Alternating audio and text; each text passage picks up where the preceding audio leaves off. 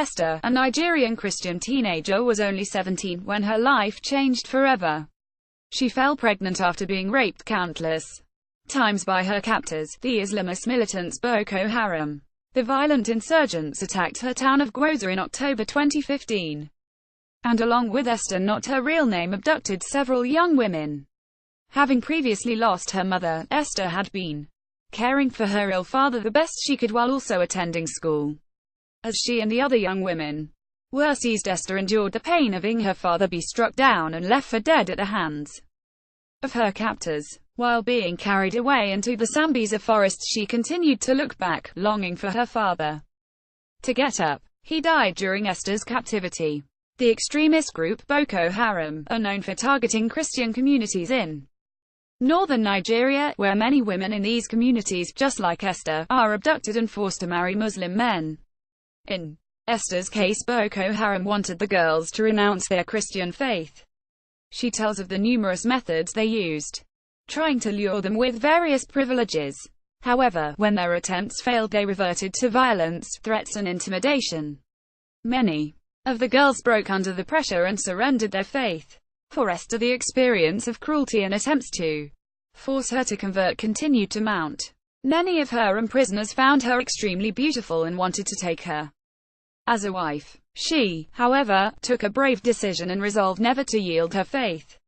Esther tells an open doors worker the words she spoke in her heart at the time: "If I perish, but I will not become a Muslim." Esther's courageous decision to hold firm to her faith had unimaginable consequences.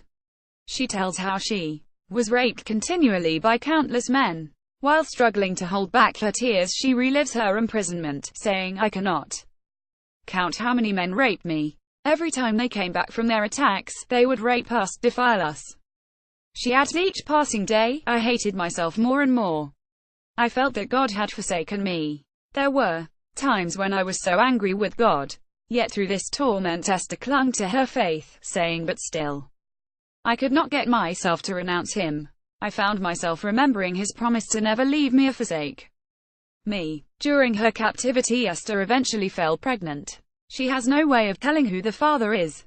Speaking honestly to Open Doors, revealed her feelings at the time: "I had no idea how on earth I would ever be able to love this child." Over a year later, in November 2016, the military rescued Esther and the other girls. However, the overwhelming joy of freedom was soon eclipsed by the rejection she received from her community. Many were not so keen to welcome back the Boko Haram women. As Esther had lost both her mother and father, she had no choice but to go and live with her grandparents. However, she was not warmly welcomed there, because of her pregnancy. Even her own grandparents taunted her. Esther says, "They mocked me because I was pregnant. Even my grandparents despised me and called me names.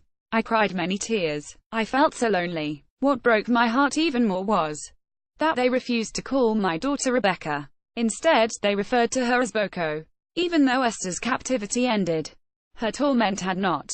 Through her church leaders, Esther was put in contact with Open Doors. They invited her to a trauma care center seminar. The centers have been provided by Open Doors to give professional care to those like Esther who have been the victims of severe persecution. During the seminar, Esther and the other participants were invited to bring their sorrows to the cross. As a symbolic act, she wrote her burdens on a piece of paper and pinned it to the wooden cross. The trainer leading the session later burned the pieces of paper. Esther said of this experience: "When I pinned that piece of paper to the cross, it felt like I was handing all of my sorrow over to God. It felt light within me." When the trainer later removed all the pieces of paper from the cross and burnt it to ashes, "I felt like my sorrow and shame disappeared, never to come back again." Even though many in her community still struggle to accept Esther and her child, she is of hope, saying, "People have noticed a change. Some of those people who used to mock me now ask me my secret.